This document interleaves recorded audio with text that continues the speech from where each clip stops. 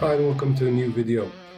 So this weekend I was lucky enough to ride Indian's Super Chief motorcycle as well as the Chief Dark Horse. Whilst both bikes are very similar, there's quite a bit of a difference in their price tags as well as in their designs. So in this video I'll try to break down those differences and which one's better, which one should you go for, is it worth paying the extra $5 for the Super Chief? Stay tuned and you'll find out.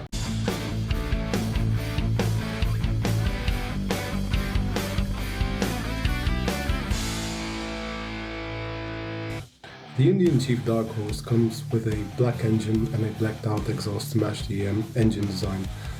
It looks really good. You can only get the engine in black color, so you can't get the chrome version. If you want the chrome version, you gotta go for the Indian Super Chief, which comes in two paint colors, black and blue. As for the Indian Chief Dark Horse, comes in three colors, black, blue and dark red. Then the wheels on the Chief Dark Horse are iron cast wheels, whilst on the Super Chief you get the classic spoked wheels, which in my opinion look a bit more classic. They give the bike a more classic-y feel, but they both look good in my opinion. And the fenders, the mud guards and the fuel tank are exactly the same, and also the engine is the same, just one's chrome and the other one's black. They get exactly the same engine, same power, same exhaust, so they are very, very similar. The 116 Thunderstroke has a displacement of 1890 cc and a compression ratio 11:0:1, and it has the Indian closed loop fuel injection with a 54mm bore.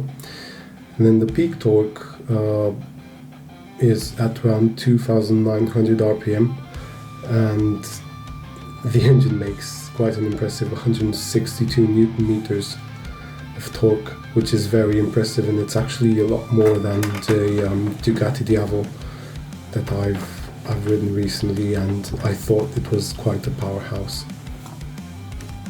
The engine is air cooled, and yeah, it doesn't really get hot, to be honest. I've ridden it around London, obviously.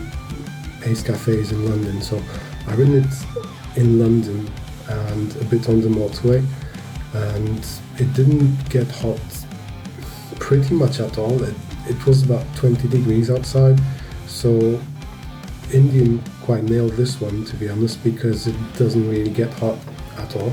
I also think that the Dark Horse name comes from the engine color, because it's black, and it gives you more of a modern cruiser look rather than the classic Indian Super Chief that has the spoke wheels, a lot of chrome, so it's got that classic cruiser design.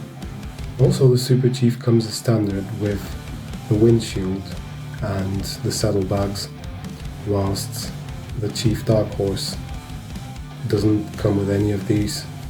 The exhaust sound is actually really good on both of them, having the same exhaust, same engine.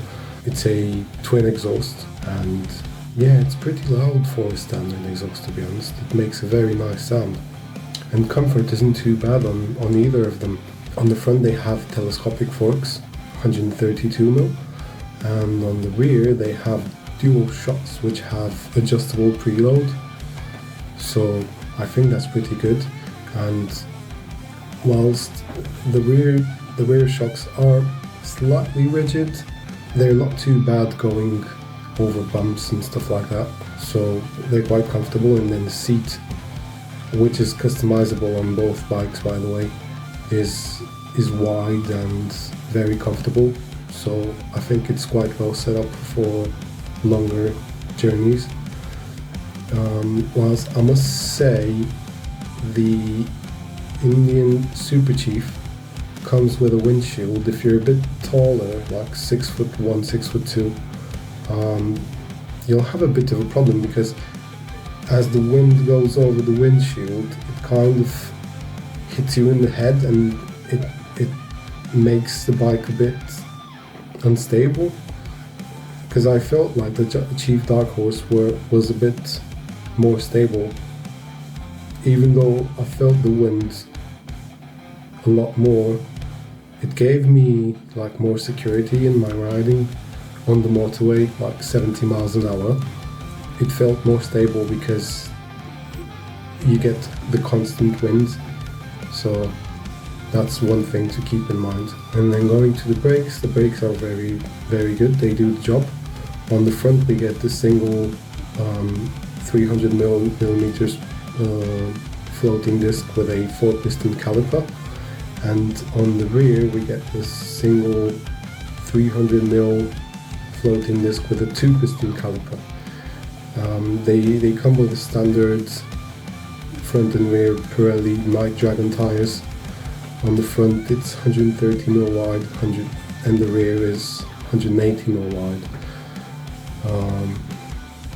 And then the Super Chief has the spoked wire wheels, and the Dark Horse has the cast iron wheels. Dimension wise, these bikes are pretty similar. They share a common wheelbase of 1626 millimeters, and the seat height on the Super Chief is 665 millimeters, whilst on the Chief Dark Horse is 662. So really they are pretty much the same bike with a different design. The overall height on both of them is 1203 millimeters, and also the weight is 335 kgs.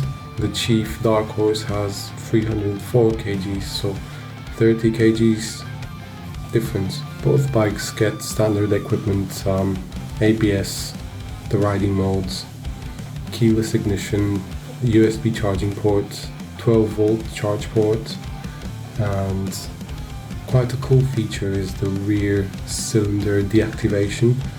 So basically, for better fuel consumption, one of the rear cylinder basically deactivates, and the bike runs on one cylinder, similar to what Ducati is doing on their V4s.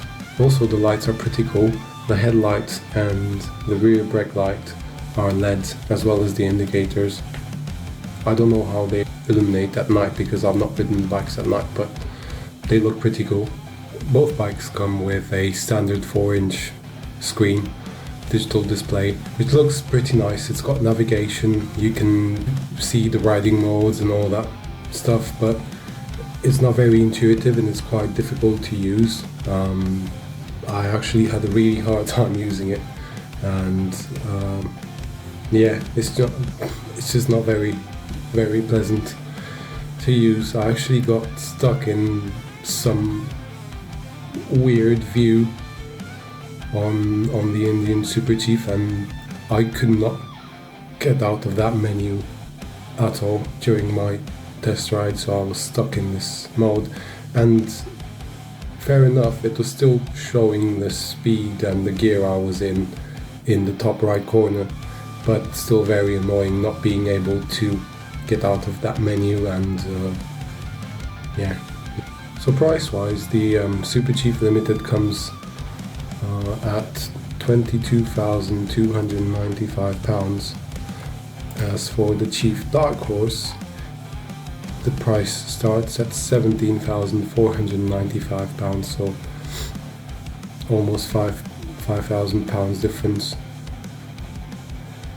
Is it worth it? Depends what you want, I guess, but for me personally, not really. I would probably go for the Dark Horse because it doesn't have that windshield and it felt more stable because of it. Although I did like the wheels and the panniers from the Super Chief, so it's a tricky one. Also, weight difference is only about 30 kgs between these two bikes, the Super Chief being the heavier one. I think it comes down to personal preference. If you like this video and found it useful, Don't forget to share, like, and subscribe. Thank you all, and see you next time.